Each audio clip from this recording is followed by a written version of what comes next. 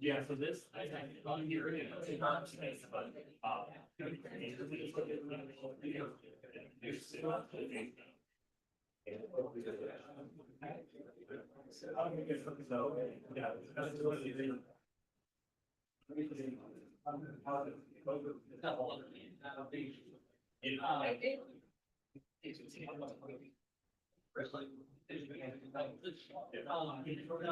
Good morning. We'll get started in just a few seconds.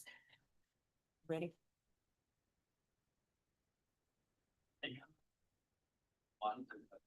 All right. Good morning, everyone, and welcome to the Technical Coordinating Committee for the CRTPO. The date is June 5th, 2025, and the time is now 10:02.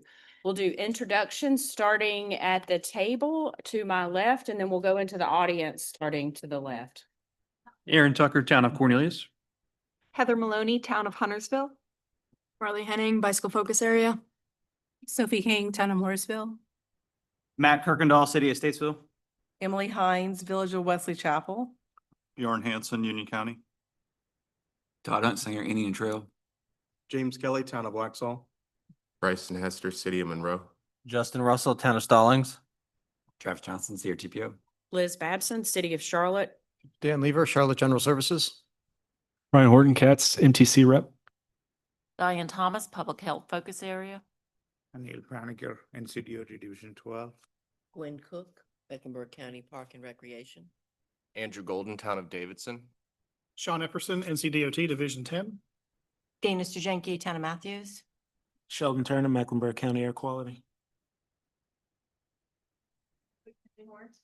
Neil Burke, CRTPO.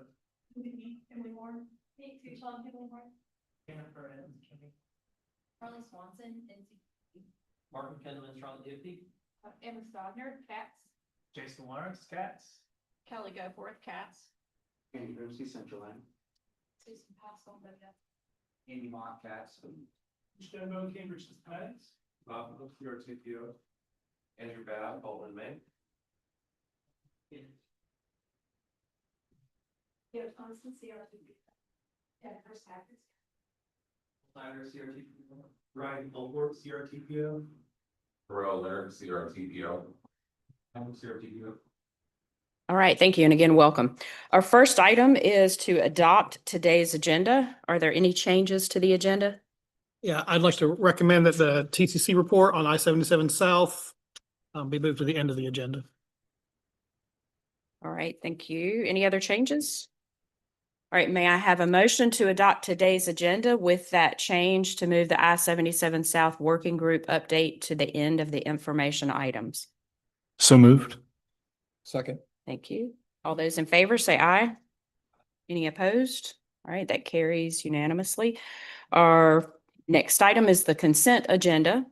So may I have a motion to adopt the approval of the May 1st, 2025 TCC minutes, the 2024-2033 TIP amendments, and the FY26 UPWP amendment for CATS?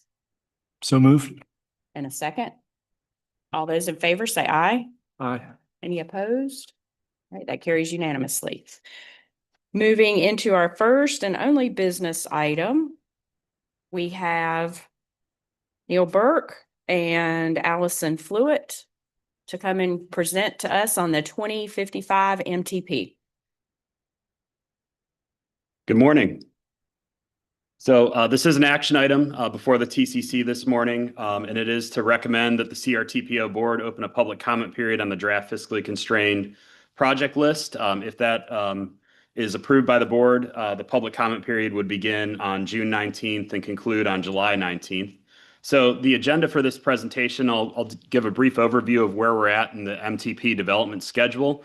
And then Allison will review the process to develop the draft fiscally constrained roadway project list. And we'll also have Kelly Goforth from CATS reviewing the process that CATS went through to develop their transit system plan, and they're going to be rolling transit projects into our fiscally constrained project list as well. Item 3 will be outlook on phase 2 of public engagement associated with the MTP, and then we'll have a brief look ahead.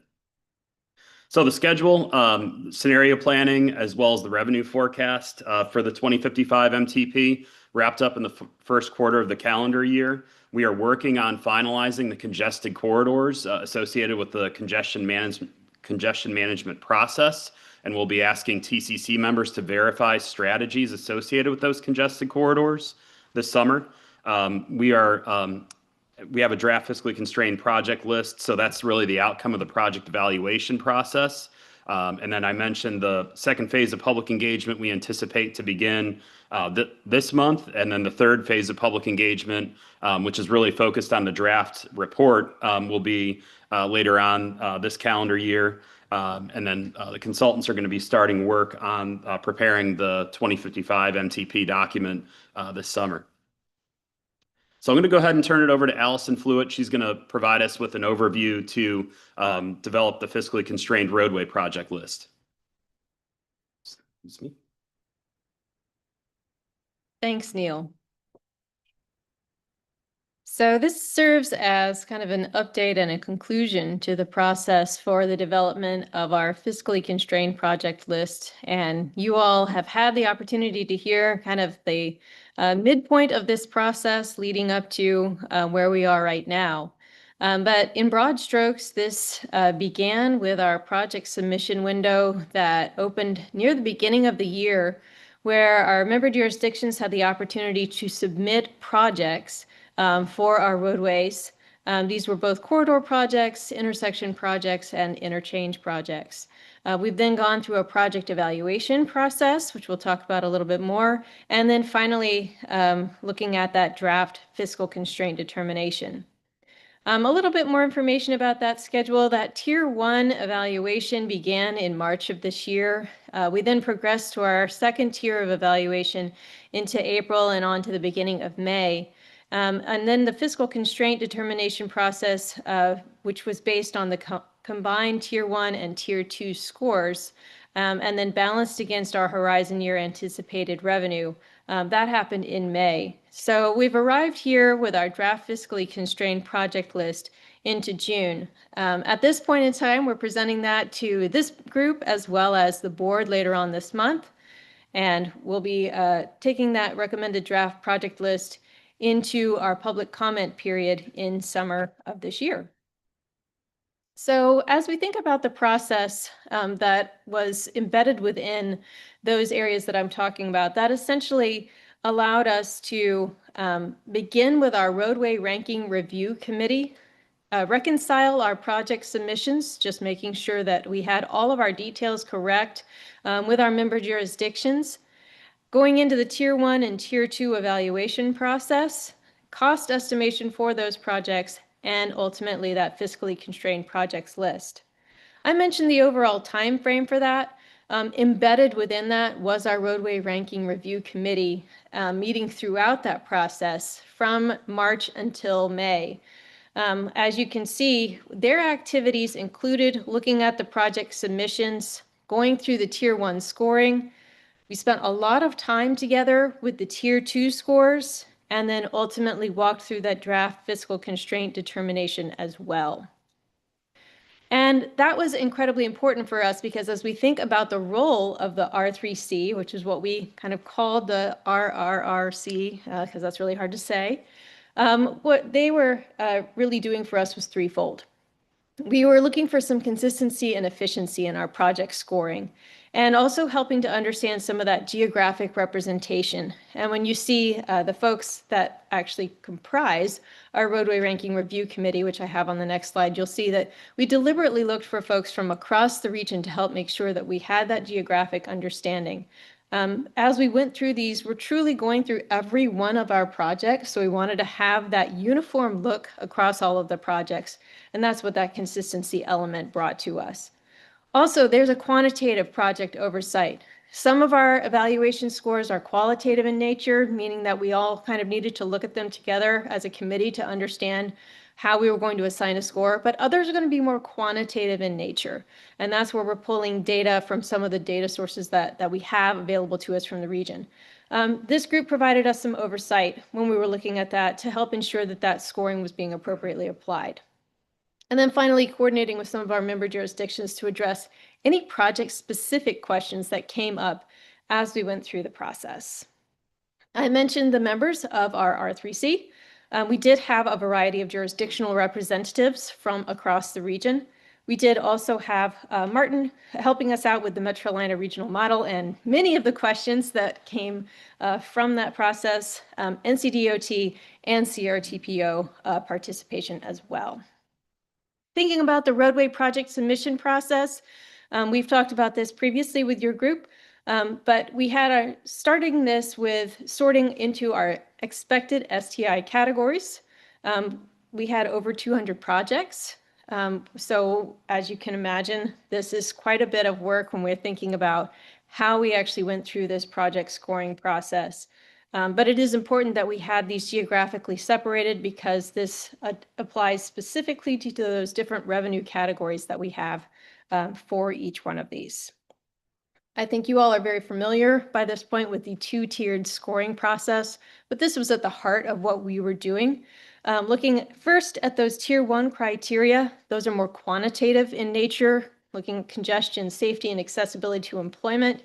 And then tier 2, which is a blend of qualitative and quantitative scoring measures that include everything from environmental justice, natural resources, historic resources, community resources, equitable access, connectivity, and benefit cost. The path to fiscal constraint that takes us to where we have arrived today has the determination of financial projections, which was the first thing that we did with this group, essentially understanding those roadway project capital revenues that are going to be available to us.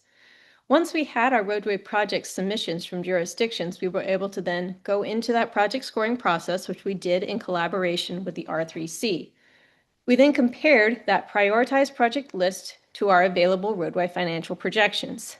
And at the end of that process, we were able to develop our draft fiscally constrained list by programming those prioritized projects within each of our horizon years until the projected funds have been expended.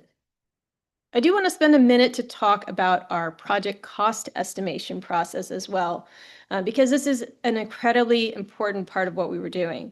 Obviously, we talked about our revenues, but our project cost estimates are a very important step along the way. We're looking at everything from a planning level cost estimate. This is a high level.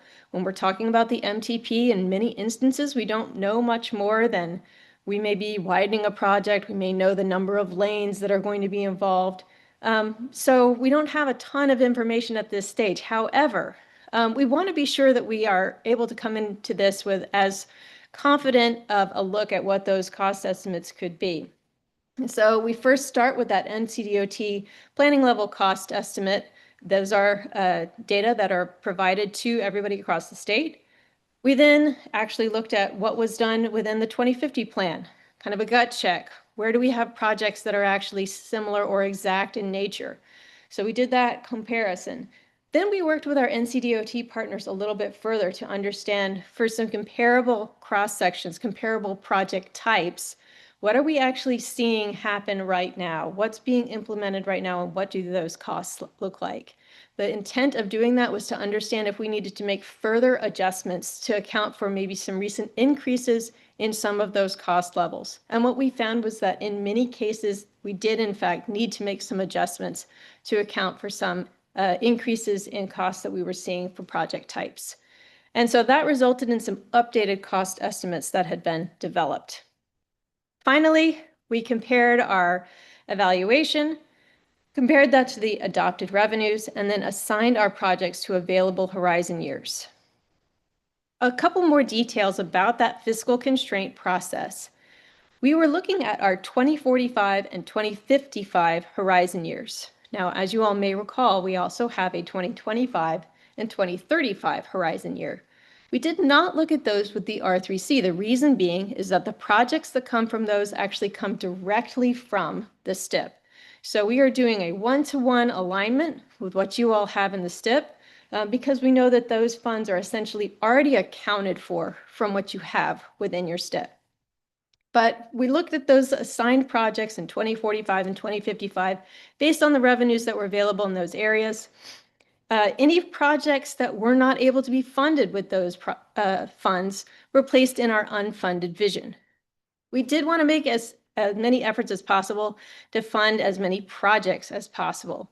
So if, let's say, we were in a horizon year, we got to a project where we could not fund it, it was maybe a fairly high cost project, we might go beyond that project in the order of prioritization to say, hey, is there something that's next on the list that's maybe a lower cost that we could get done sooner?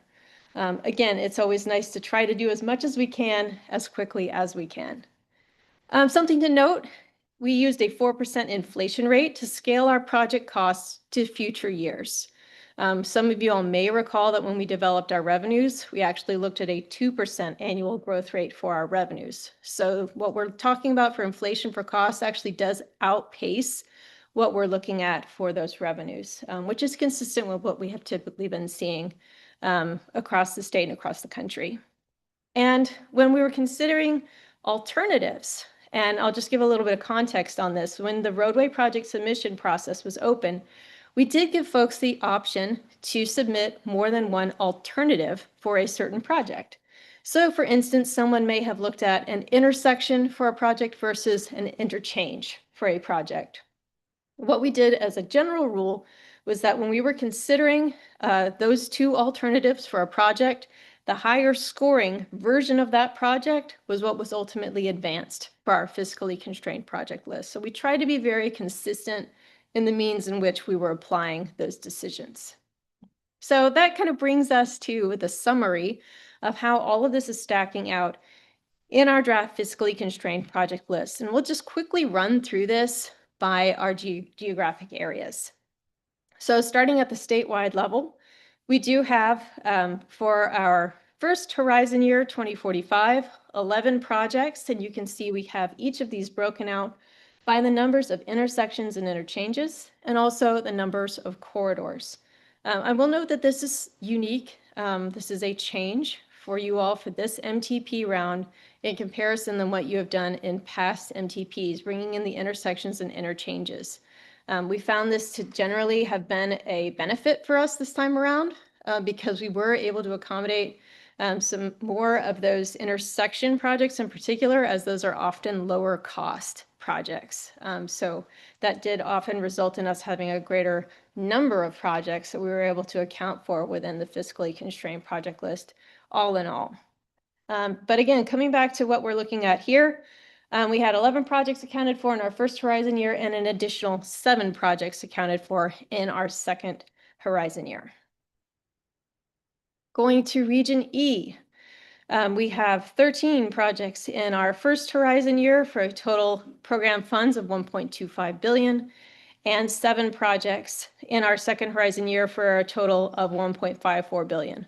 I'll note that this trend is fairly consistent as you look across all of our geographies, that you're likely to see a greater number of projects in that earlier horizon year than you do in the second horizon year. The simple reason being that as the funds continue to inflate, we are able to fund less with the funding that we have available. Region F, as you all know, we do have a lower dollar amount available to us within the region. For Region F, we were able to accommodate 2 projects within our 2045 horizon year and an additional project by 2055. Going to Division 10, we have 20 projects accommodated by 2045 and then an additional 9 by 2055. And I should probably call attention to the third row that I haven't been addressing on all of these, but hopefully all have been noticing it, which is the unfunded vision. We're counting and accounting for all of those unfunded vision projects, both in the total numbers of projects, the projects themselves, and then those program funds. When you see those dollar amounts, those are actually being inflated to the year after this plan, so it'd be the year 2056. But you can see that variability changing So Division 10 and Division 12 are a great comparison here. So you do see a total of 29 projects making it into our fiscally constrained list for Division 10, but we have 67 that are not able to be accommodated within that list. As a comparison, in Division 12, we have, again, a much smaller funding pot available for us in Division 12. We have 2 projects by 2045, an additional project by 2055, but 10 projects that are included in that unfunded vision. So fewer projects in our fiscally constrained portion, but also significantly fewer projects in the unfunded vision as well. So just to look at the summary of the full draft roadway project list, first starting with the existing plus committed projects. So what we're talking about here would be the projects in our 2025, 2035 horizon years. We have 93 projects. Those are shown in green on the map here. Now we have 73 new fiscally constrained projects. That's the summary of all of the geographic areas that I just went through in the previous slides. And then we have 123 unfunded projects that go beyond all of those projects that we had listed. Are there any questions that anybody has about the roadway portion of our fiscally constrained draft project list?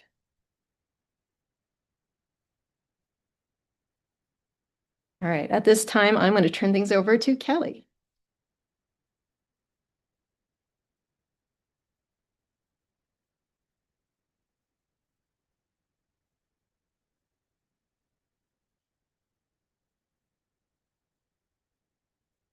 Okay, good morning. I'm Kelly Goforth. I'm the Chief Development Officer for CATS.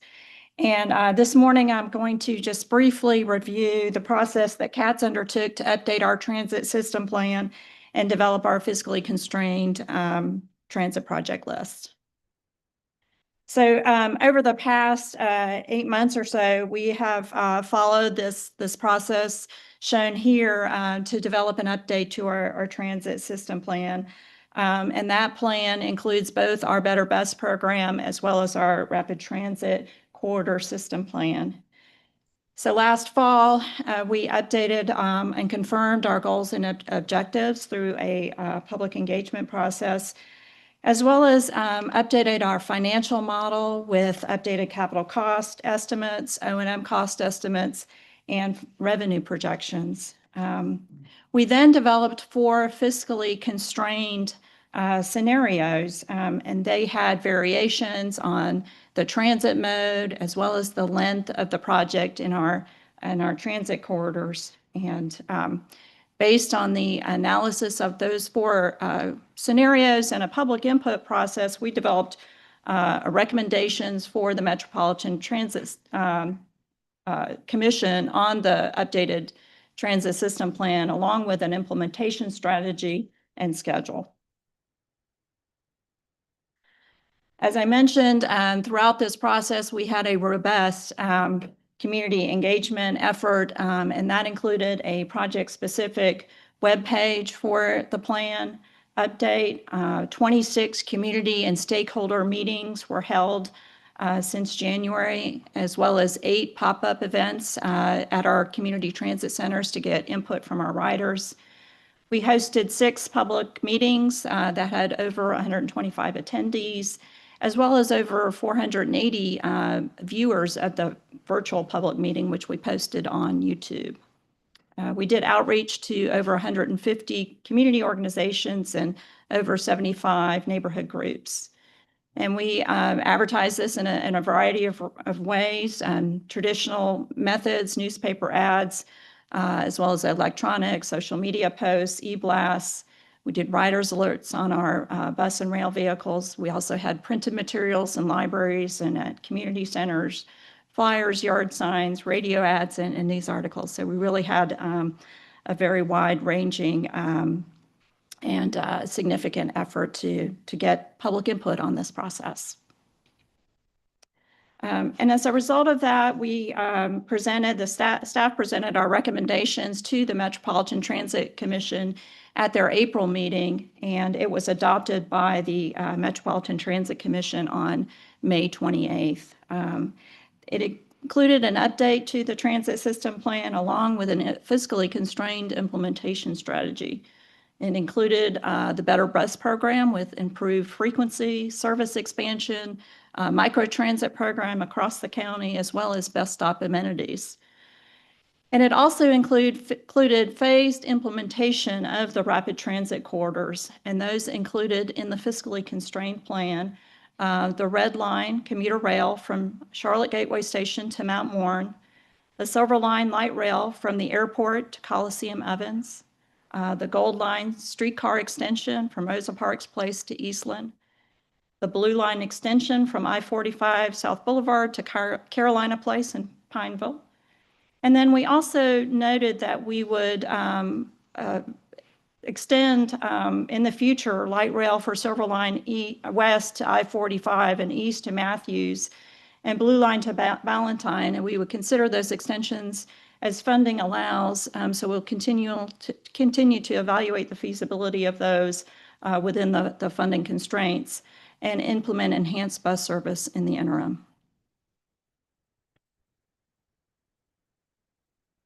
So we are, the Metropolitan Transit Commission has requesting that the rail projects that were included in the fiscally constrained plan be included in the Metropolitan Transportation Plan. This will allow for the projects to be eligible for federal funding and also able to advance into the federal project development process, including the environmental process or a decision document, a decision by the FTA on the environmental process. And for us to advance those projects, the projects have to be included in the MTP as well as in the air quality conformity analysis. The financial analysis was based on the best available information. All the projects are early in the stages of design, so they do include significant contingency levels. We worked with our financial consultant to ensure that the cost estimates and the revenue projections are based on reasonable and conservative assumptions. On the revenue side, to be included in the MTP, the federal guidance requires that the funding must be reasonably anticipated to be available within the time period. So the analysis assumes that Federal Transit Administration Capital Investment Grant Program funds would be used to support the capital transit projects, the major capital transit projects. And then for the rail projects in Mecklenburg County, the local funding match would be the proposed 1-cent sales tax for mobility, of which 60% is dedicated for transit. And then this proposed sales tax has been introduced, legislation currently in both the House and the Senate and the North Carolina General Assembly. So we have considered that to be a reasonable assumption.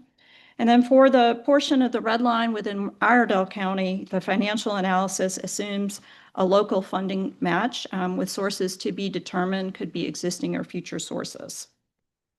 The conclusion of the analysis indicated that the projected revenues could support the projected costs for these projects and support a successful implementation of the transit program. So these are the list of the fiscally constrained transit projects included in the updated transit system plan with the estimated cost and the horizon band projected for the projects. And we noted that we will be working to expedite the projects as funding is available. And some portion or these projects or some portion of the projects could be implemented early in the horizon band that's shown here. So we'll be, as we advance the projects, kind of firming up the schedule for those, but this is the current projection. And I'll be happy to answer any questions.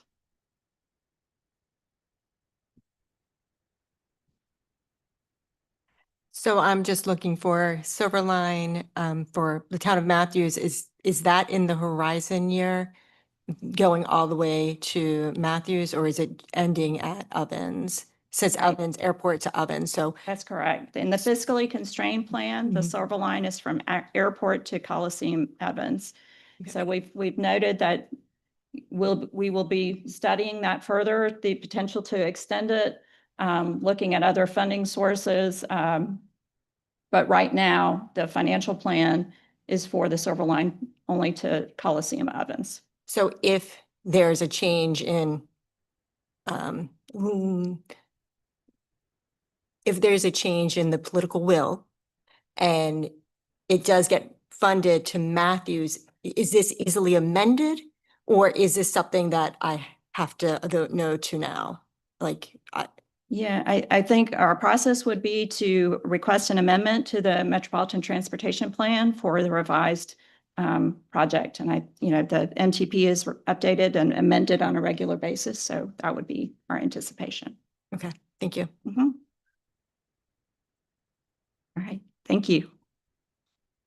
The project costs are shown in 2025 dollars. All of our highway projects are shown in year of expenditure. Was there any discussion of generating year of expenditure dollars to give an apples to apples presentation? So the reason we presented it in $2025 is through the public engagement process that we just went through for the updated transit projects and transit system plan. We presented it in current dollars. So we didn't want to confuse the public with releasing a different set of numbers at this time. But the financial analysis did use year of expenditure based on the projected schedule. So that is included in the analysis. So through 2055, the 1 cent and then the federal participation is shown to cover all that. Correct. Okay. Yes.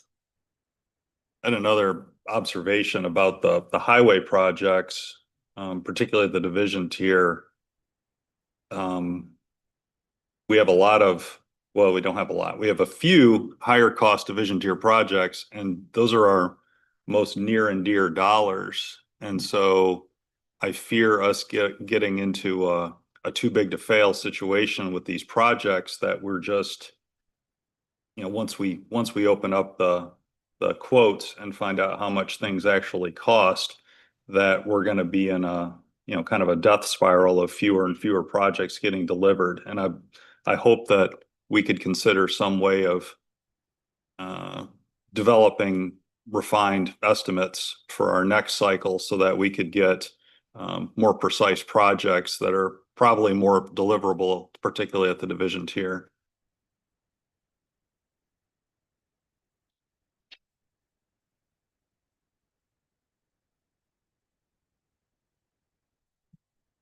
All right, we're going to turn the page to public engagement. And this is an exciting offshoot of essentially what we were talking about today, because this is the opportunity to go to the public with the content that you all are taking a look at today.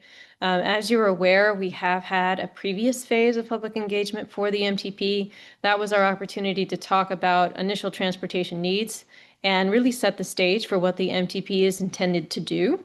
But this is where we want to start to dig in on that draft recommendations content and start letting people see what is going to be a part of the MTP itself.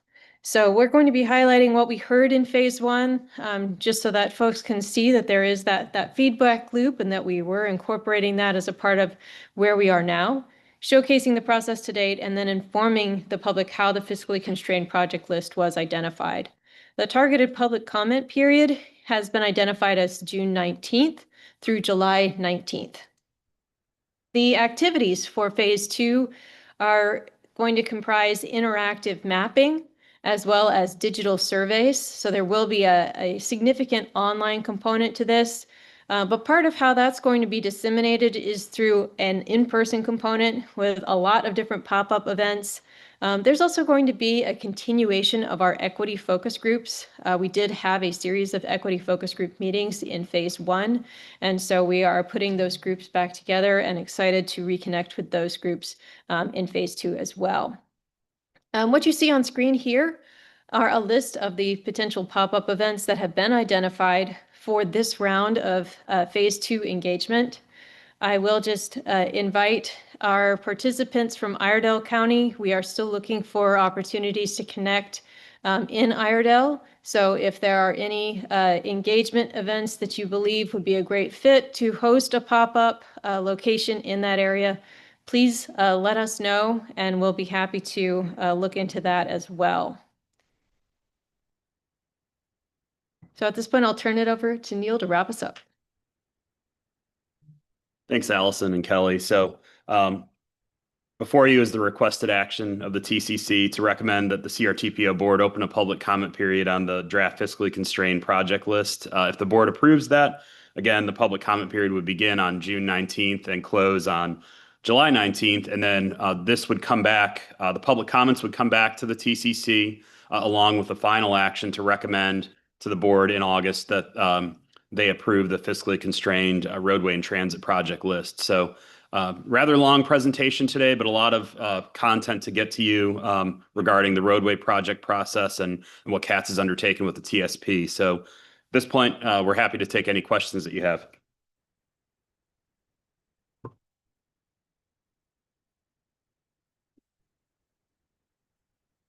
All right, well, I'll start with a motion. May I have a motion to recommend that the CRTPO board open a public comment period on the draft fiscally constrained project list? So moved. Thank you. And may I have a second? All right, any further discussion? Okay. Thank you. All those in favor say aye. Any opposed? All right, thank you all.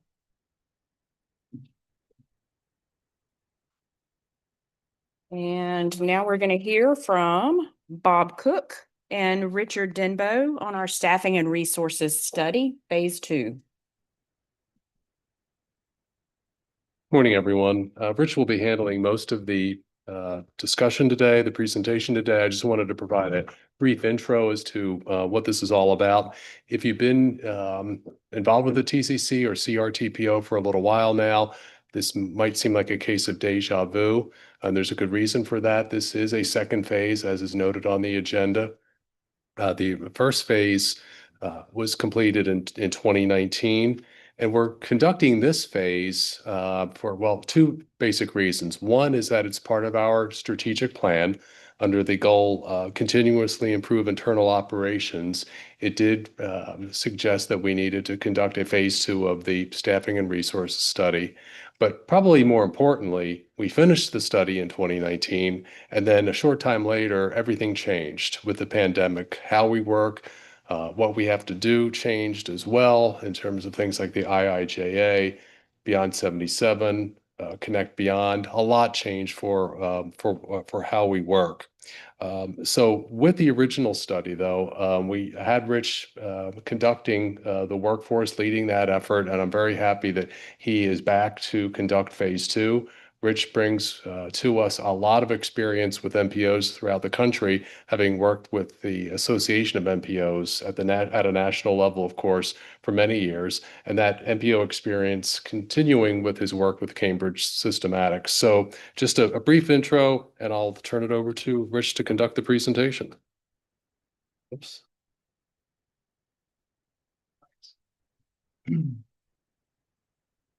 Thanks, Bob, and good morning, everyone. I'm happy to be here to give you an update on what we're doing with the staffing study. I think Bob did a good introduction, but I'll go ahead and provide a little more information.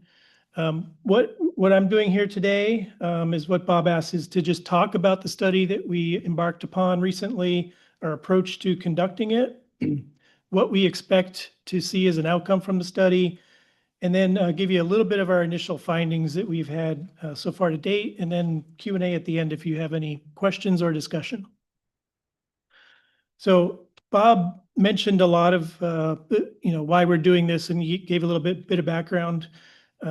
Initially, the phase 1 study and this phase 2 had the same purpose at heart, and that's to make sure the organization can exceed the federal and state requirements for transportation planning, and then also to meet the needs of the CRTPO members. So all of you and all the members of CRTPO and what you get out of this process. And as Bob mentioned, a lot has changed since we did the last study in 2019. Workforce issues, the federal transportation program itself has changed and is changing right now. And then all the recent initiatives that have been undertaken since that time. So initially, we did the study, CRTPO did this study to look at staffing in light of two different main kind of events that set this off. One was a board directive in 2015 to make sure that the organization was staffed well enough to handle the locally administered projects in a timely manner. They've done that, but that was one of the impetus for doing this study. And then the certification review in 2016 made a note that CRTPO should evaluate their staffing needs, again, in light of some of the requirements and the resources that were available. So this, in a nutshell, is kind of the outcome of the 2019 study. I won't go through all of it, but we did a lot of stakeholder engagement. We talked to some of you around the table. I see lots of faces that we talked to before. We did a SWOT analysis with the staff and with external stakeholders as well, and then identified and ranked some of the challenges that the organization and the region are facing as far as transportation. One byproduct that we didn't set out to accomplish, but we actually identified some of the unmet needs, things that the members felt were needs that weren't necessarily being addressed by the planning process, and then developed 11 recommendations that came out of that. I'll just touch on a couple of the key findings here in the blue box.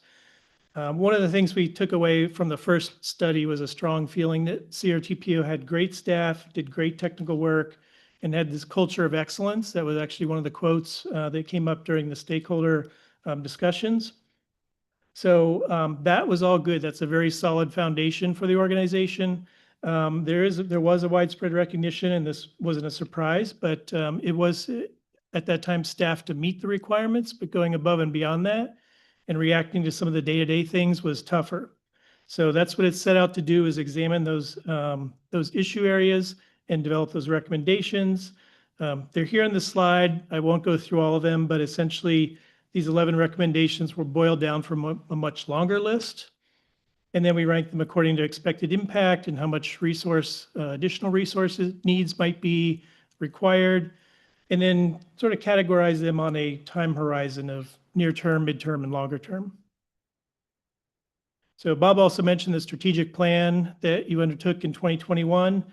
The purpose of that was really to build off of the staffing study and create a roadmap for the organization to guide them and to kind of take it from reacting to things as they popped up to some more day-to-day strategic direction linked with some longer-term goals. And it did all that. We developed a strategic plan with a mission, vision, and probably most importantly, define the goals for the organization as an organization. These are a little bit different than the MTP goals, for example. These are for what the organization hopes to accomplish through the planning process. And then underneath those 6 goals, there were 34 strategies, which were specific steps. And those are in various stages of implementation. Some have been done, some are longer term, some are being worked on now. But as Bob mentioned, one of the recommendations that came out of the strategic plan was to do an update to the staffing study, which is why we're doing this now. So very quickly, our approach to doing this new phase, the phase 2, is to establish a project steering committee. I'll cover the members of those in a few minutes. Do data collection and survey and interview staff on what they feel the needs are. You know, they're living this day to day and interacting with the members, so to get input from them. Identify the challenges and solutions that are out there by looking at what other peer MPOs are doing, how they're staffed, MPOs of a similar size, similar characteristics, and then out of that, develop the recommendations and the strategies. So the steering committee is listed here on this slide. You can see that we have the board chair and vice chair, the TCC chair and vice chair. Also, a lot of people, most of the people on this list are really engaged in the process in one way or another, as far as oversight or day-to-day activities, engagement, or leadership of the actual MPO organization. So continuing on, we have the City of Charlotte Planning, Design, and Development Director, NCDOT, TPD Director, CATS, CDOT, CRC, which is an essential partner, and then FHWA in their role as an oversight agency. The steering committee, we're using them to sort of guide the effort to bounce off some of the recommendations we eventually come up with to sound out and do reality check on some of the things we're finding. And then at the end, to ensure that the recommendations are practical and effective. So we're meeting 3 times with the steering committee. One meeting already happened. The next one we're scheduling now for sometime in June, and the final one will be in September.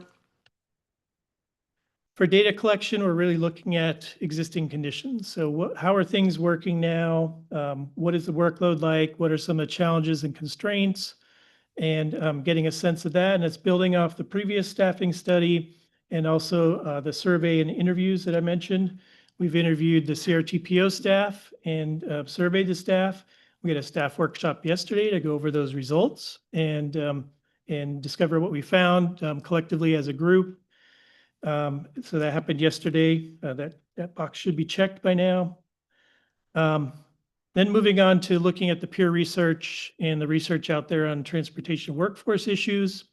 We're looking at what national organizations have to say about MPO staffing and transportation agency staffing in general, and what some of the needs are nationwide and what some of the constraints might be for looking at changes here at CRTPO.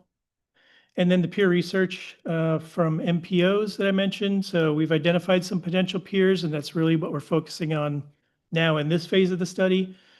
So I listed a few potential peers here, and this part's kind of tricky because it's hard to find an MPO identical across MPOs. It's hard to find MPOs that are so similar in many ways. So we're kind of adapting with some screening criteria on what that might look like and who the peers might be. And then we'll have a second steering committee meeting to discuss those findings and get some input from them on eventual recommendations, and then another staff workshop as well. And then developing the recommendations towards the end of the process. So those recommendations may address the things listed here under the first bullet: an optimized organizational chart for the organization, perhaps some more detailed job descriptions or tailored job descriptions to the activities that are taking place. And probably more interestingly and maybe a little more complex are some opportunities for organizing around specialization. What we don't want to do is lose all the great things we have, the staff have and the organization has now, based on this initial research we did. We don't want to lose that sense of teamwork and all the good camaraderie that exists through a reorg, but we want to adapt all of that to what we see as some of the needs and what some better staffing options might be, not options, but organizational options. We'll have a steering committee to review those draft recommendations and fine tune them with the steering committee, get their input and assess whether they're realistic and make sense. And then a staff workshop to present those draft recommendations. We'll take all that away and finalize this into a recommendation list and a final recommendations report. So at some point in the future, I'll be bringing more of that information back to you as we progress through this. The expected outcomes, I kind of touched on this already, but we want to optimize the structure that better reflects how things are flowing as far as workflows, work products, and the output. Clarify some roles and responsibilities among the staff. Balance and improve the workload management. Our initial findings are that it's pretty well balanced, and there's this spirit of teamwork that I mentioned. So when things aren't balanced, there's a collaborative effort to try and make it more balanced, but there's always room for improvement there. And then identify if there's a need for additional resources and what those needs might be. So I mentioned we've done the staff interviews and the staff survey so far, and some of the research. We've embarked on some of the national research, mostly from the interviews and the staff surveys. The things that are coming into focus so far, which we discussed during the staff workshop yesterday, is a desire to clarify the reporting lines to avoid some of the ambiguity that exists in roles and decision-making currently. That's largely happening behind the scenes, and we didn't find that it was a major roadblock to achieving the things that the staff want to achieve, but there could be some improvements there. address some staffing gaps that exist now in some of the technical areas, including GIS, grants and monitoring grants, and engineering position that exists on the staff. And then define some career pathways to support succession planning. So retirements are on the horizon. When those occur someday, what's the succession plan to make sure the staff, everything that's been built here stays intact and that is a smooth process. And then the enhanced org chart, which I mentioned. One of the early suggestions is to look at more intermediate level roles for staff. So there is some more progression, which will help in the eventual succession issues. And then workload distribution. So make sure that aligns with what they're doing now, but also with the responsibilities as they continue to grow. So just real quickly, the project schedule's here. We started this in February. We had the first steering committee meeting in early April. We wrapped up the data collection, staff surveys, and interviews, and are processing that now. That'll be completed later this month, but we did have the second staff workshop for that yesterday. Looking at the national research challenges and solutions is underway now, and we'll have a steering committee meeting on that at the end of, it should be the end of June, I believe, and then a staff workshop shortly after that. And then wrapping this all up with the recommendations and strategies in September and October. Again, another staff workshop and steering committee, and I imagine another presentation to this group and the board. So that's, in a nutshell, what we're working on. Happy to take any questions you may have. Thank you, Rich. Any questions? Hey, Yes. thank you. Great presentation. Did you say you did a SWOT analysis in phase 1? We did. And will you be doing that again in phase 2? We don't have that scoped in phase 2 as, not a SWOT analysis per se, but we are asking those questions in the staffing interviews and the surveys. Okay. So, It's clearly a lot has changed since Yep, then, and yep. especially the external factors that could impact what you're trying to accomplish. And I think it's great that you're trying to look at pure organizations, and I realize that could be challenging, but Yep. I think it's great Great, thank you. what you're doing. Any more questions? All right, thank you. All right, thank you. Next, we're going to hear from Andy Grimsky. He's going to give us an update on Central Atlanta Mobility Hub pilot projects. Good morning, everybody. Many of you have heard this presentation before. I think Diane and Neil are here 2 days in a row, so lucky them. But I'm trying to get the word out to all the MPOs and other regional partners because we want to make sure everybody has an opportunity to take part in this. So I want to talk to you briefly about, many of you were involved with Connect Beyond. One of the recommendations was to complete a regional mobility hub implementation strategy.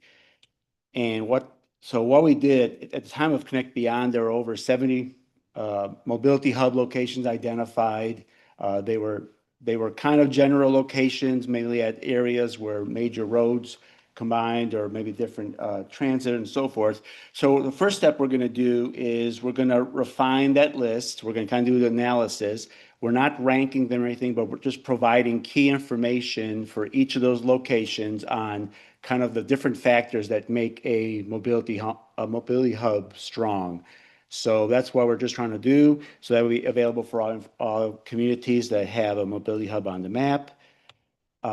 And the strategy is really developing a roadmap that we can assist TPOs in the area, but as well as communities. So if you're interested in doing a mobility hub, it would be kind of a good roadmap of ABC, how to proceed with implementation.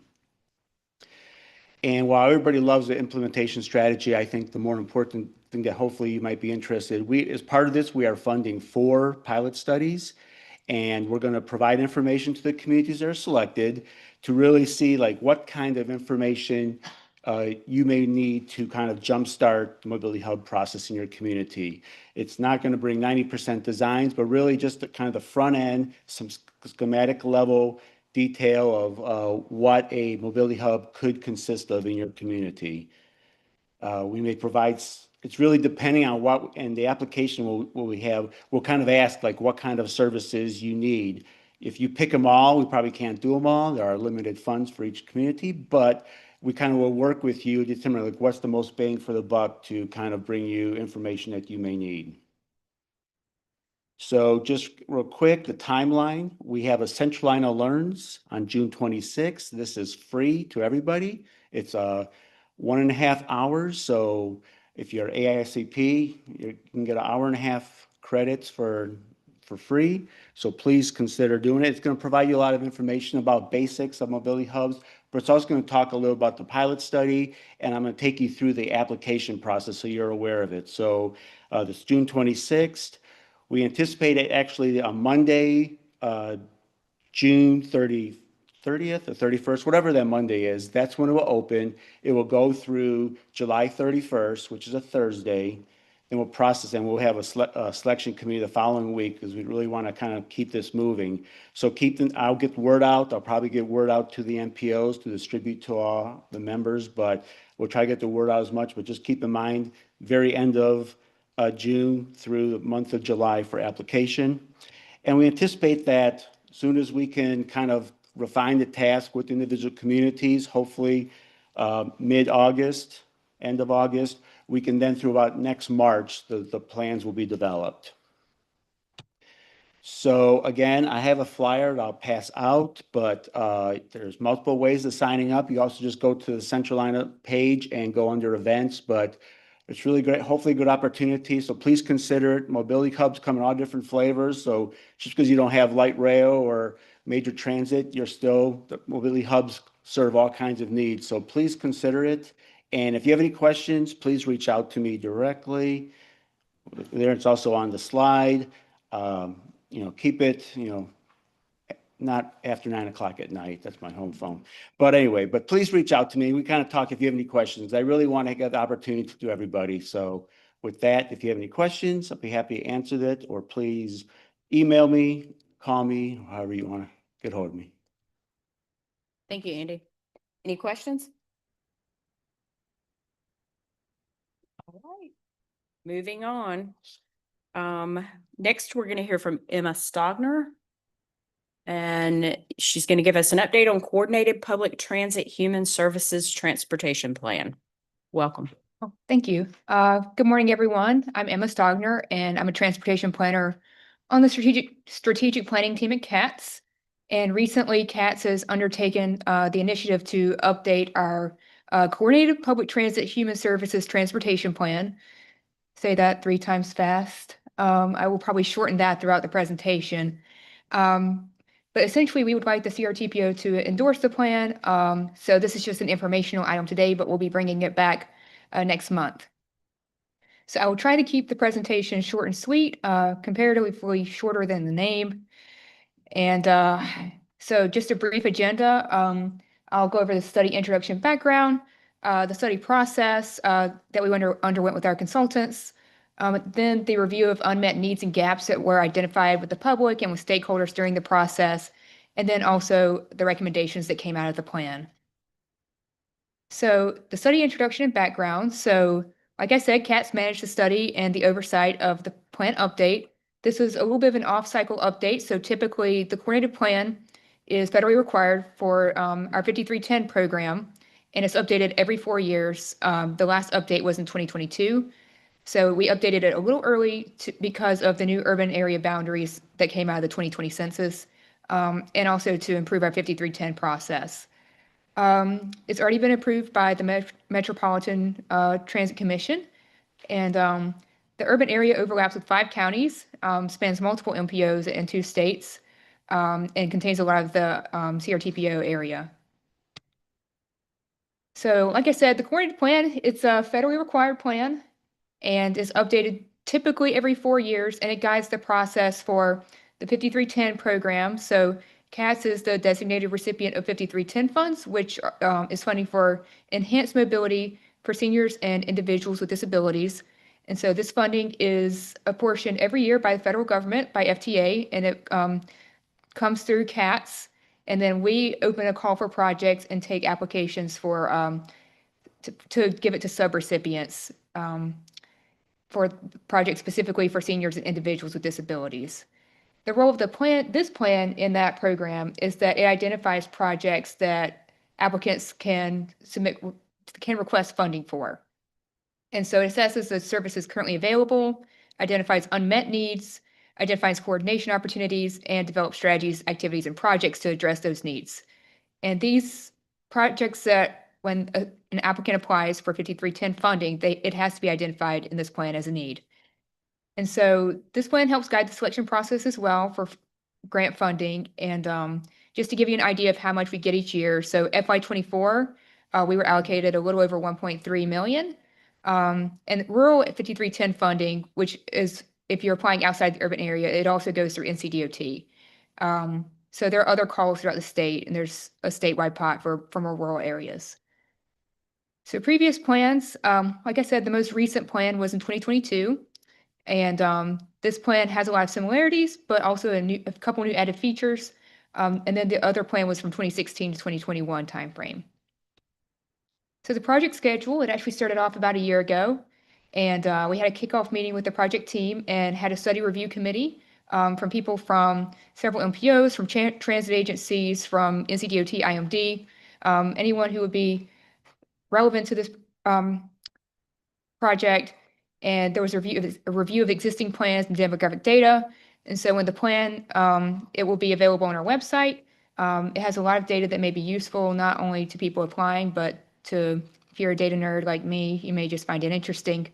But throughout the process, one of the big things was talking to stakeholders. So like I said, other transit agencies, nonprofit organizations, MPOs, agencies like that, and talking about our 5310 process, how we can improve things internally. And for our external partners, we did a peer review of FTA 53 funding strategies from other places. And and then we had another steering review committee meeting. And then towards the end, finally by around May, we had the draft plan prepared, and it was adopted by MTC on May 28th. And so that's kind of where we are. So the study process, like I said, there were several virtual interviews. Our consultants spoke with regional planning organizations, transit agencies, and nonprofit agencies. And there were a lot of things that came up. Obviously, speaking of mobility hubs, like first and last mile connections from residents' homes to the final destination, that came up a lot. There's also a need for interagency scheduling capabilities, difficulty of scheduling trips. Non-essential destinations are hard for transit providers to provide access to because sometimes there's just a lack of funding. So all of these things came up and they poured into our recommendations. In addition to stakeholder engagement, so with other professionals in the nonprofit and public sector world, we also did engagement with the public. We held a virtual and in-person meeting in November 2024. The in-person meeting was at the Scarborough Community Resource Center. We had approximately 150 participants for both events. And some of the feedback that came up was, the need for enhanced bus service, improved trip planning options, again, safer first and last mile connections through sidewalks and crosswalks. And then also microtransit came up a lot. So existing services exist in Mecklenburg County for fixed route, Iredell and Cabarrus. They all have fixed route service and some deviated fixed route service as well. York County also has some fixed route service, but a lot of our providers do demand response in the area.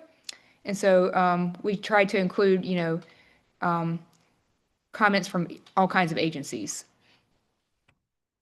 So the unmet needs and gaps. So like I said, there's a lot of data in this report. I'm going to show the data about seniors and individuals with disabilities at the presentation today, but there's also, like carless households or, youth populations. We have more data on those groups too. So approximately in our urban area today, there are about 150,108 older adults in the area. And of those, about 44% live within have access to public transit. And additionally, kind of similar with the individuals with a disability, there's about 107,235 individuals in the urban area. And of those, of that number, about 46.6% have access to public transportation. So with future population growth, looking at the travel demand model, there There's supposed to be about a 0.4% increase in transit accessible population by 2045. So this number will stay relatively the same. However, with employment opportunities, as the population grows, there's actually going to be a decrease in the amount of people or in the access to employment opportunities by 2045. And that's assuming everything stays the same. Obviously, it probably won't, but that's just assuming the same.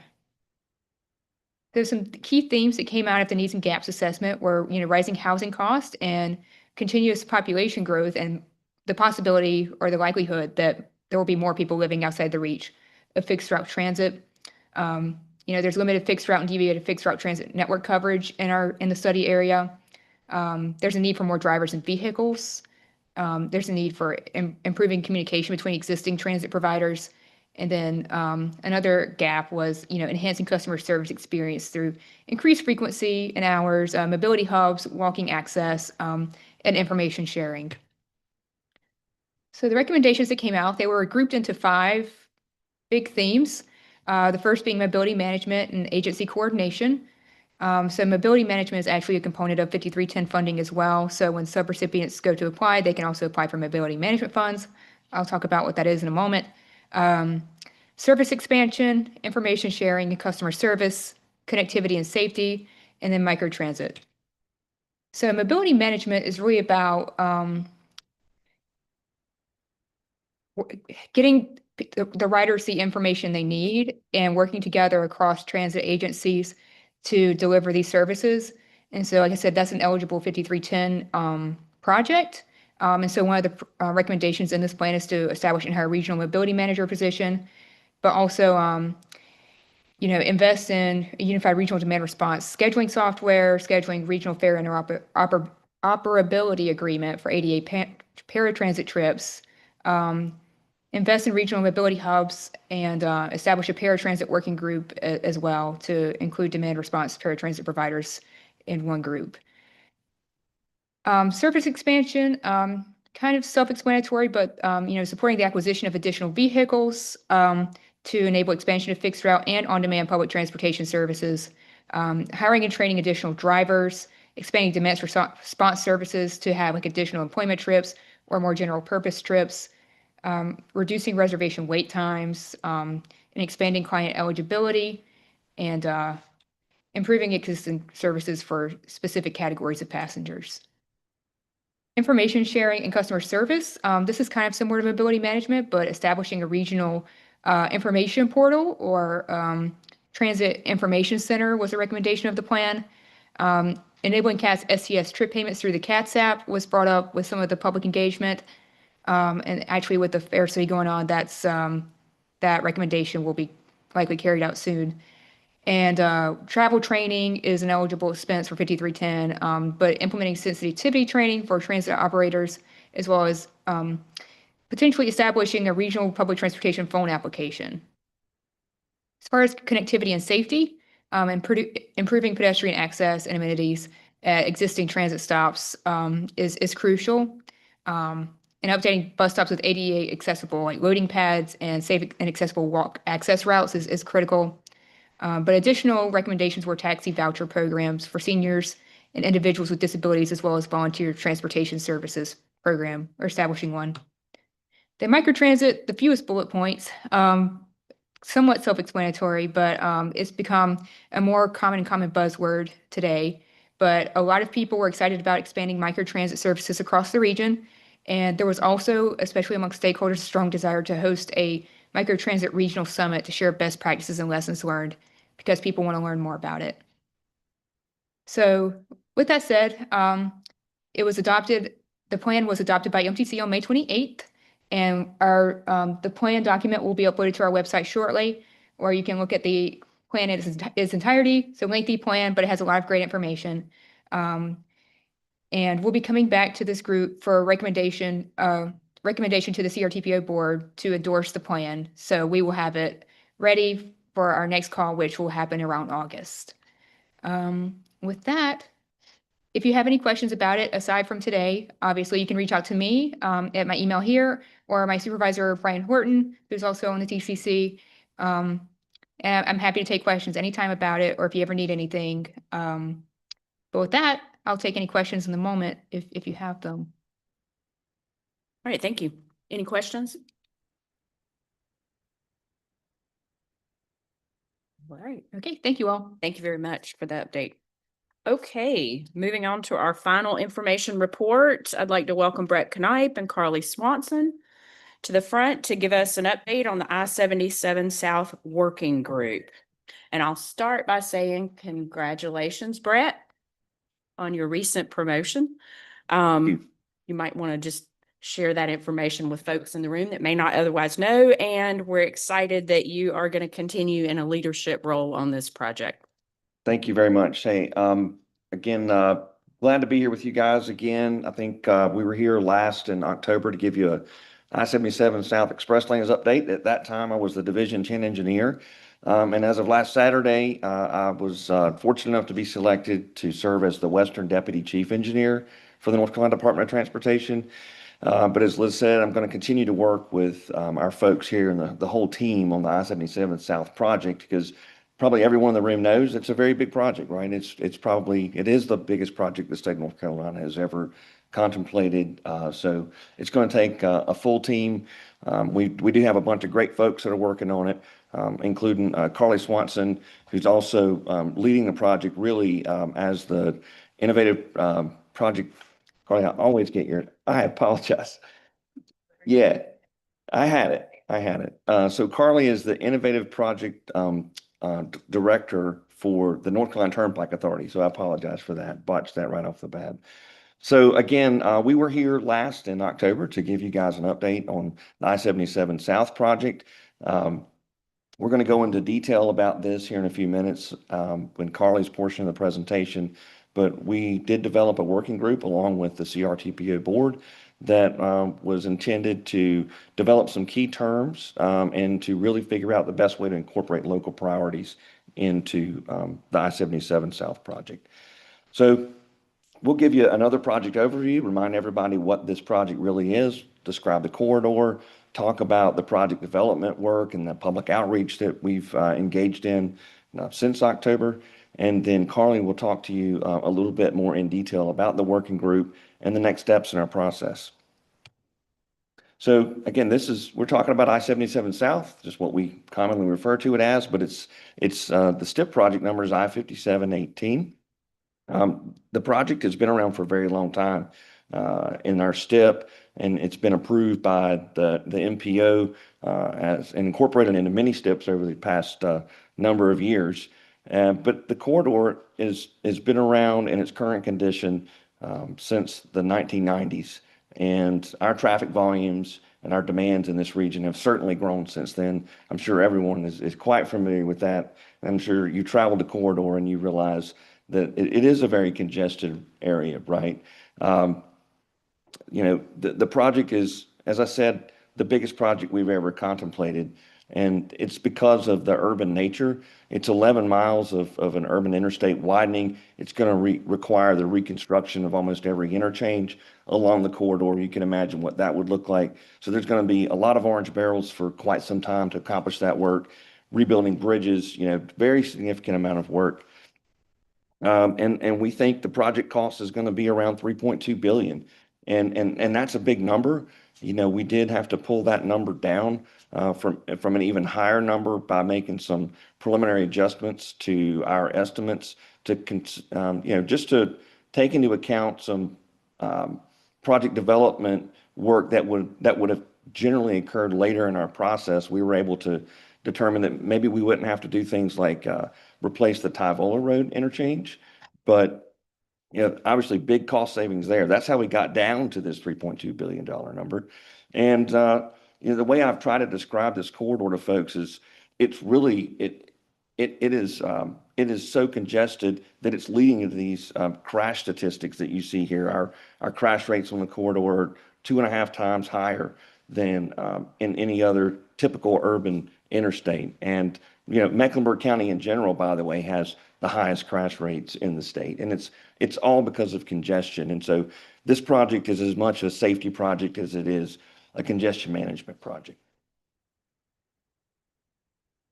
So what we've done since October, we've continued to work on the NEPA process. That's our consultant, RS&H, has done a tremendous job in helping us develop this project. We've been outreaching to local community groups and business groups. We've engaged around 450 people in that process with 18 separate groups. We focused our efforts at our regional DBE event, Disadvantaged Business Enterprise, where NCDOT outreaches to the construction community to figure out how to engage our DBE contractors, because that's going to be a high demand item on this project, right? We want as much local input going into this project as we can. So we highlighted the project at an event, I think that was in March, if I'm not mistaken. And we had a great turnout there. And other things we've accomplished, we've been working with FHWA, a complete project overview. A project this size is definitely going to require close coordination with our federal partners. And we've been having regular meetings with this working group that was developed. And Carly's going to go into detail about that, but I'll tell you that it's really, I think, an unprecedented approach to really figure out how we can deliver the best project possible for the citizens of this region. You know, express lanes projects across the country have been evolving over the years. We're all familiar with the 77 North project, and we want to make improvements to that type of contract. And we're doing that in North Carolina. We've done that by, meeting with Virginia DOT, Texas DOT, who both have a little bit more experience than we have with express lanes projects and P3 deliveries in general. And we've learned from talking with them. We've learned from our own experiences on 77 North. So we're very confident that we're going to have a better project because of this effort in the working group to identify local priorities, incorporate that into the contract terms. And we've talked about all of that with the market. We've held 22 separate meetings with industry groups that are potential developers. And there's a lot of interest in the project. And that was of high importance to the working group, is they wanted to see competition, right? And we agreed with that. That's better for everybody. So we have accomplished quite a bit, certainly since then. I'm going to turn it over to Carly now. She's going to talk to you a little bit more in detail about the working group.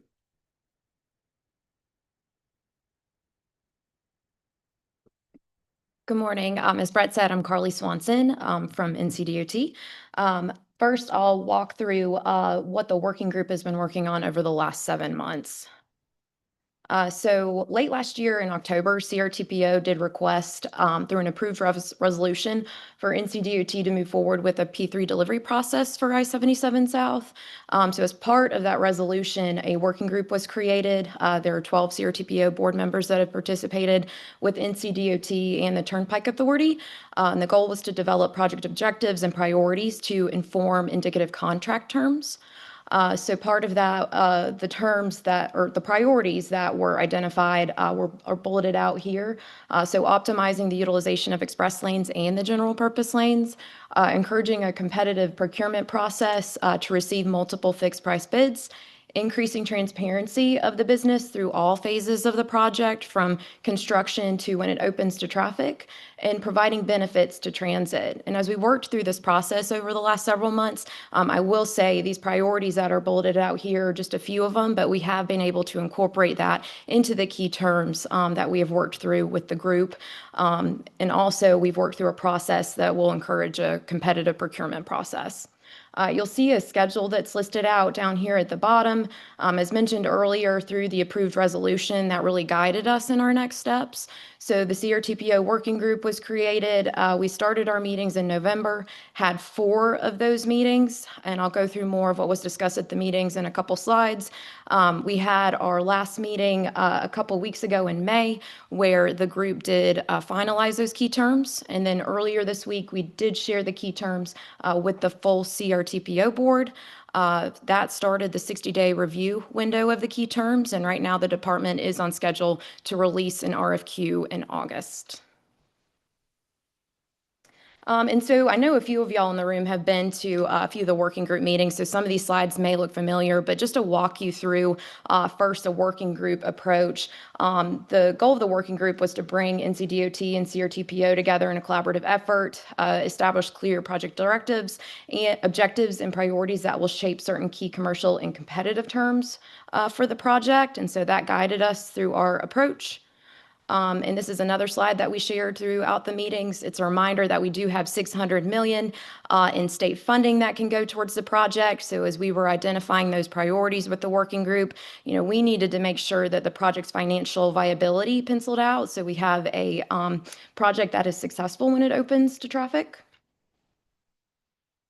And then as we look at the process, as you see in the flow chart here, our first meeting was really to talk with the working group, identify what the priorities are. I listed out a few of them in an earlier slide that was bulleted out. But once we identified those priorities, we did identify key impacted terms. So we went through several drafts of those terms, and there's a reason for that. What the department did is take the priorities and the draft key terms that were identified, walked through those with the working group, and then we actually took those to the P3 market. As Brett said earlier, we had 22 different meetings. We wanted to make sure that the terms that we wanted to see how those were going to work in the market, because ultimately we know we want a competitive bid process for this project. So as those terms were developed, we went through a couple of rounds of engaging the market, having meetings with them, just to make sure that we were evaluating financial implications and those impacts to competition. So like I said earlier, a week or so ago, we were able to complete the key terms, and they were shared with the full CRTPO board earlier this week. And as we identified the project priorities, we did take them, turn them into key terms, and then we actually categorized those into two main groups. The first group was the low financial impact. So those are priorities that are simple to address and can be implemented with minimal complexity. So an example of that, allowing transit vehicles to use the express lanes toll-free, something that we see on I-77 North. That's something that you will see on I-77 South. And then the second category was the high financial impact priorities. So those are complex issues with more significant financial implications that required prioritization, as not all of the items may be included in the contract. If you'll remember from the balance beam presentation that I presented earlier, we have 600 million to work with. So for us, we needed to take those priorities and make sure that everything was balancing out. An example of the high financial impact would be implementing toll rate caps to increase utilization of the express lanes. As I presented earlier, one of the priorities was making sure that we are increasing utilization of the express lanes and the general purpose lanes. Toll rate caps are not something that are currently on I-77 North, but it's something that we do, as it is a priority of the CRTPO board. We want to make sure that we are implementing this to increase utilization of the express lanes. So the final key terms that were identified and were shared with the CRTPO board, you see them both divided again into those categories: low financial impact, high financial impact. So for the low financial impact, toll rates during emergency declarations, that was something that was identified with the working group from our experience with Hurricane Helene several months ago, making sure that toll rates are managed during times of emergency. Corridor access for emergency vehicles, markings, lightings on the express lanes, transparent toll rates. It was made clear that the working group would like to see more transparency into the rates, so drivers have more of a heads up on what the rates could be before they enter the lanes. Real-time road condition updates for the express lanes, better performance reporting, transit, as I mentioned earlier, using the express lanes for free, real-time transit information systems, and then DBE outreach. As Brett mentioned earlier, we did have a DBE event not too long ago, and we're able to already start talking to these small businesses about the work that is coming for I-77 South. High financial impacts, I had mentioned the toll rate caps earlier, expansion-based facility triggers, requirements for technology enhancements to ensure that we are improving technology through the life of the contract, HOV 3+ free policy, as you may know, on I-77 North. If you have a registered transponder and you declare HOV and you have 2 people in the car with you, so 3 people in the car in total, you can use the express lanes for free. That's something that was identified as a priority for I-77 South. Large commercial vehicle express lane eligibility, and then discounts for eligible groups. Now, as we look at the next steps, as I had mentioned earlier, on June 2nd, earlier this week, the final key terms were provided to the full CRTPO board for review. We have also posted those terms on our website on the I-77 South Express Lanes page at ncdot.gov. And that began the 60-day review period in advance of the public advertisement of the RFQ. So as you look at the next steps here, this is the indicative procurement schedule, which anticipates statements of qualifications due later this year. And we're looking to have shortlisted bidders then selected and a draft RFP issued early first quarter of next year. And then the final RFP we are anticipating in first quarter of 2027. Then we are looking to have the preferred bidder selected and reach commercial close in mid-2027. And I know we did present a lot of information, but our contact information is here.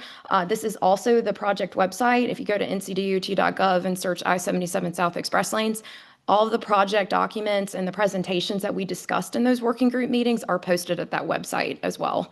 But with that, we'll take any questions that you may have. Thank you, Carly and Brett. All right, questions? Go ahead, Bjorn. So is the 60-day review documents that's on that website as well? So we shared the final high financial impact priorities and the low financial impact priorities, that with the full CRTPO board. And yes, that's on the website. So June 2nd, that started the 60-day review window.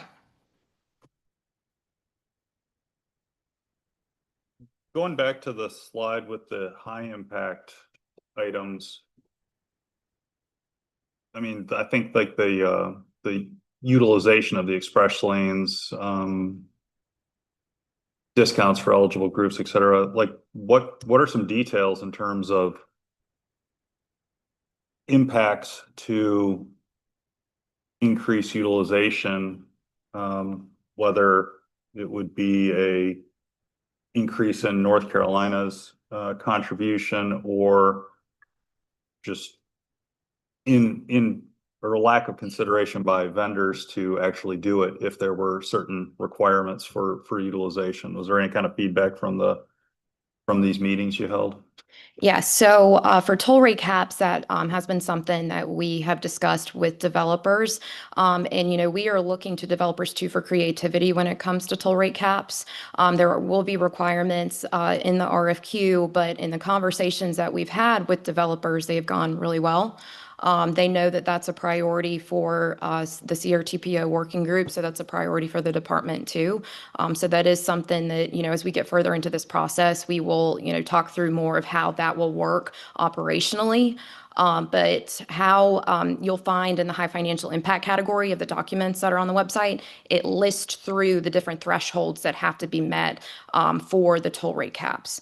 So, Brett, I don't know if there's anything else that you wanted to add about caps, but. I think the takeaway really that we pulled from those industry meetings, Bjorn, was that if we've got a level playing field, then there's a high level of interest in this project. And so, you know, no one was, you know, overly concerned about it. We just know that, and that was the whole point of this iterative process of taking the terms directly to the industry, vetting them through the industry, getting their feedback, and ensuring that everybody was still on board and we're committed to still pursuing that project. So we're pretty confident that it's still going to be very competitive for that reason. And I will say too, we had 2 rounds of those meetings with developers, and by the second meeting, we had a couple more developers that that were interested in the project as we got further in the process. So we didn't lose any interest in developers after discussing these impacts. So are there actually requirements in the key terms to do those things? Yes, in the key terms, it does spell out the requirements for the toll rate caps and other impacts. Guess we have homework to do. Can you just tell me what expansion-based facility triggers means? Do you want to talk about that? Yeah. So, you know, we threw around terms of how to address this. And I think someone said, well, it's kind of like future proofing, right? And that might be a little bit strong, but the idea is that, again, a lesson learned from I-77 North is that contract limits our ability to expand the corridor.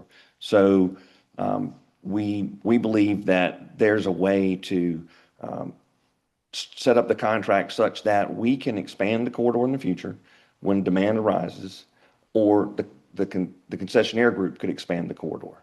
And actually, we're setting all of our designs up, and the preliminary designs we're working on now with RSNH, all those designs are intended to accommodate another future lane, right? That could turn out to be another express lane, or it could turn out to be a general purpose lane.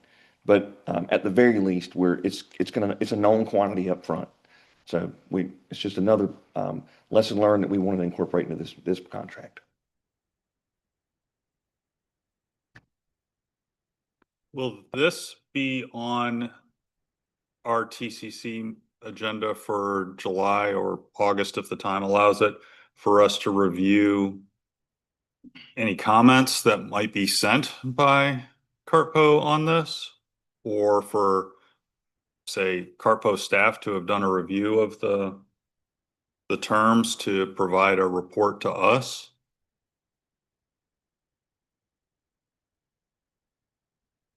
There are no scheduled future presentations on this.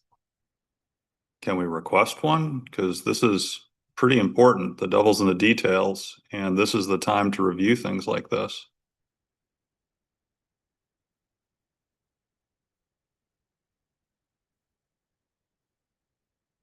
The board is not anticipating a review by the TCC. That's not their expectation. Seems pretty technical.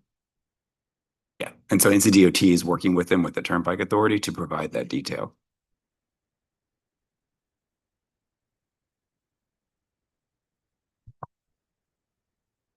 I mean, we didn't have any slideshow, any kind of documentation or materials in our packet. It was just a one line, we'll get an update.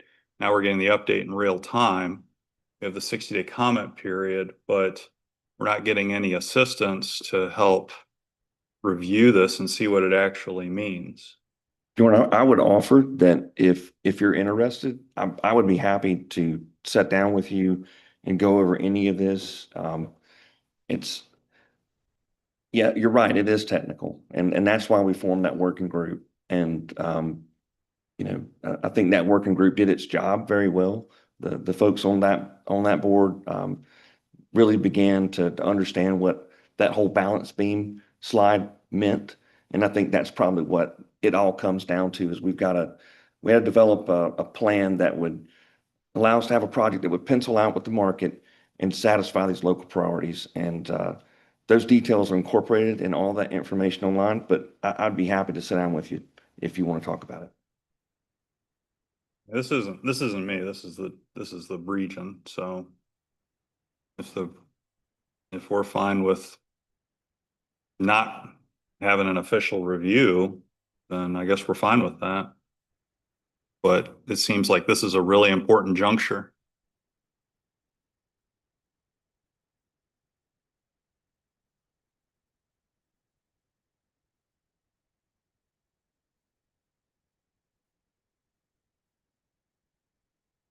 Any thoughts on that or further discussion?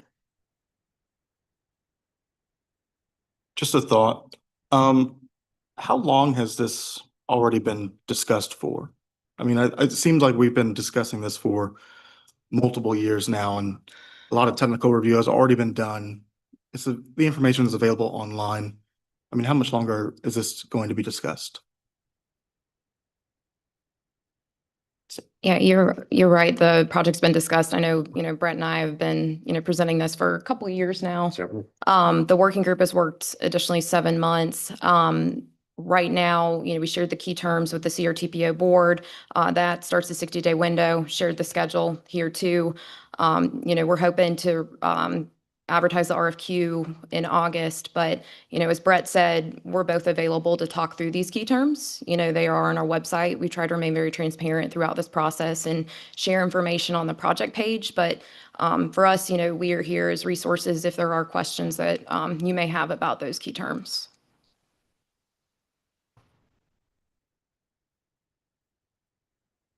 I will also add, as the Charlotte representative and the TCC chair, I have followed the process closely and have found the information that you guys have shared to be very helpful.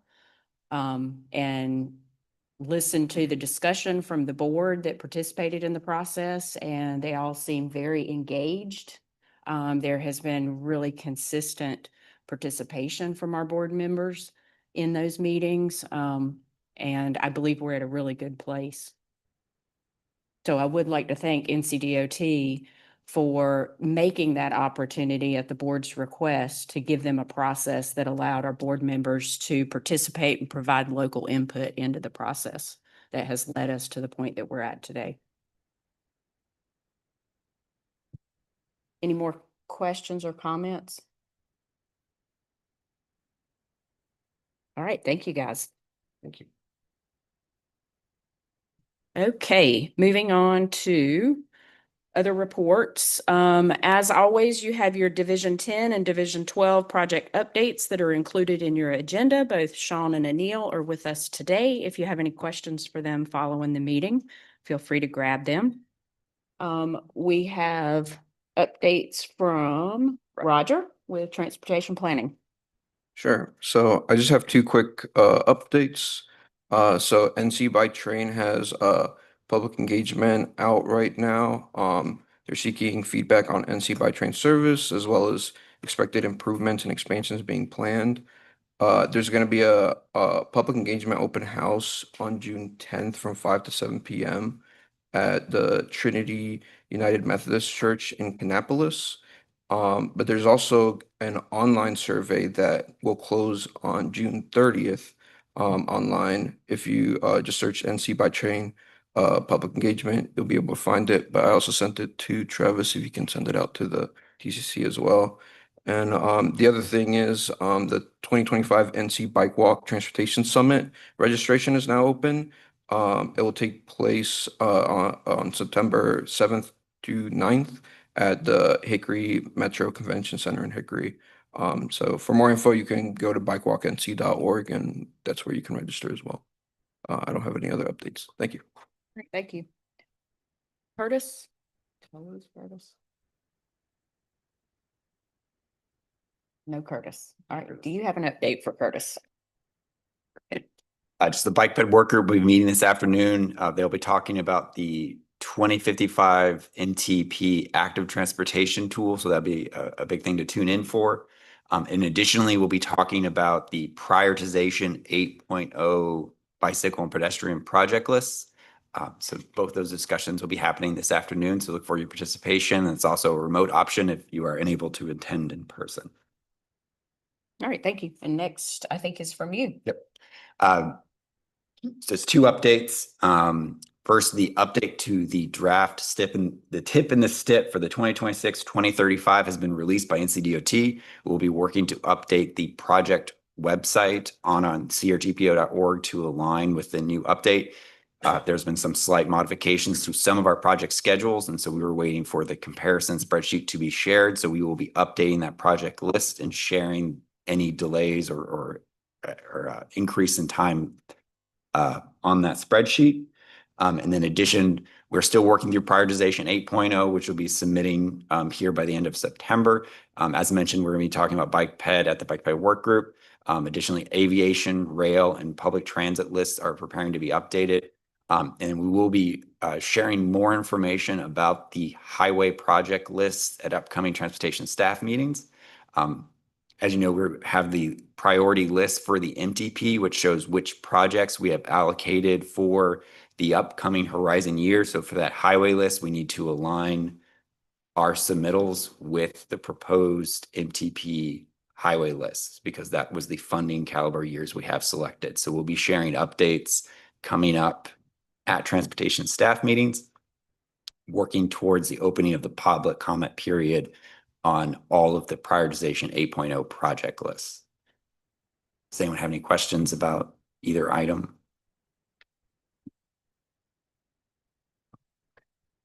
All right. Well, that concludes our meeting for today. Thank you, as always, for your time and participation in the important work we do in regional transportation planning. We have completed